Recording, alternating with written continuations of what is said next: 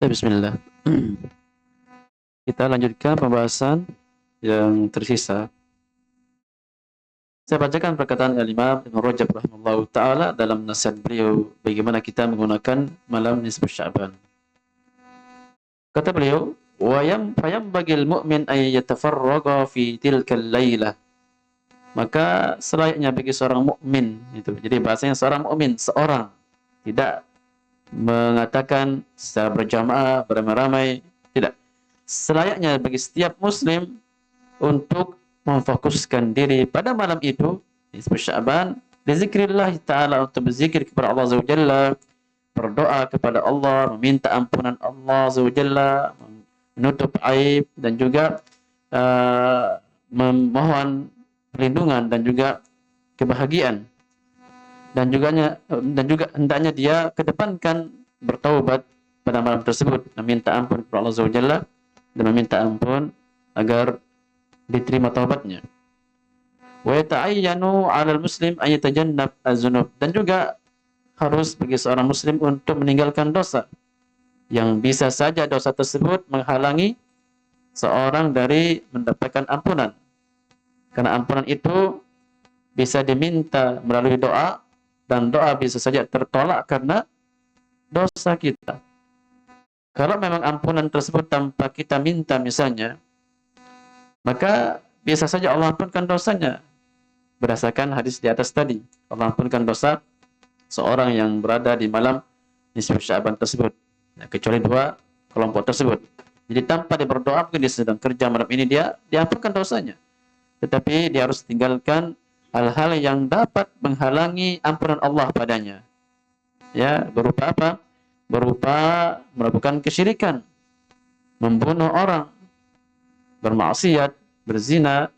Tiga hal ini adalah dosa besar yang bisa saja menghalangi ampunan Allah untuk dia raih, ya, bisa saja menghalangi ampunan Allah kepadanya. Jadi seorang yang mungkin malam ini tidak ibadah misalnya, tidak melakukan apa-apa, bisa saja dapat ampunan Allah Azza wa Jalla selama ditinggalkan tiga dosa besar ini, kesyirikan, ya, dan membunuh, dan juga berzina dan semacamnya, begitu.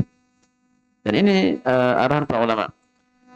Di antara makna al-musyahin tadi, para ulama jelaskan, ya haqdul muslim ala akhi, bencinya seorang muslim kepada saudaranya.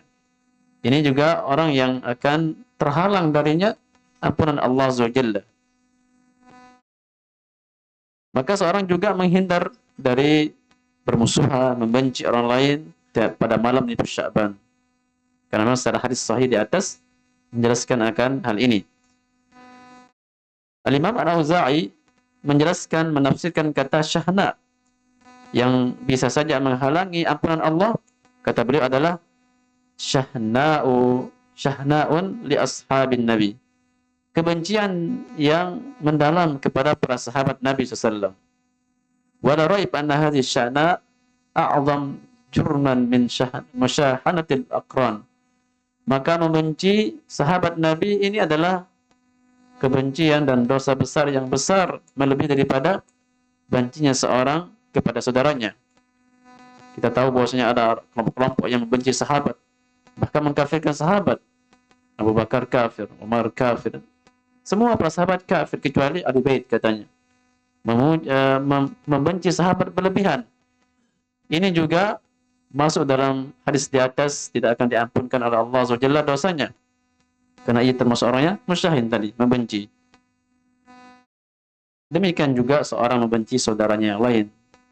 Jadi nisfu Sya'ban ini para jamaah yang dianjurkan adalah berbanyak ibadah dan doa, tetapi masing-masing, entah di masjidnya, di rumahnya, sebagaimana itu ajaran yang diwariskan dari Nabi dan para sahabat. Ya. Kita lihat dari penukilan para ulama di atas bahwasanya masing-masing beribadah. Nabi banyak mengamalkan puasa, sahabat lain baca Quran, macam-macam.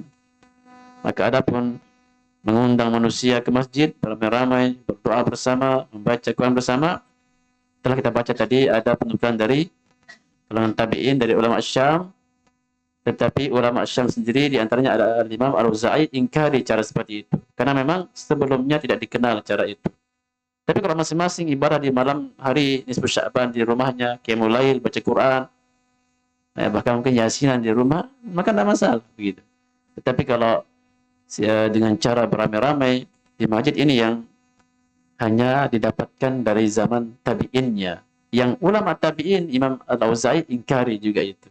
Sehingga kita hanya berusaha bagaimana mencontohi Nabi dalam semua amalan, sehingga kita nanti tepat sesuai dengan apa yang Nabi ajarkan kita, bagaimana memuliakan malam nisfu Sya'ban. Malam ini adalah malam yang Allah ampunkan dosa hambanya, maka jauhkan diri kita dari dosa-dosa besar, seperti berbuat syirik dan juga permusuhan antara sesama. Ini penjelasan dari para ulama kita yang dinukil oleh Al-Imam Ibn Rajab dalam kitabnya Lataiful Ma'arif. Ya, itu yang dapat kami sampaikan pada pembahasan tentang nisfu Sya'ban.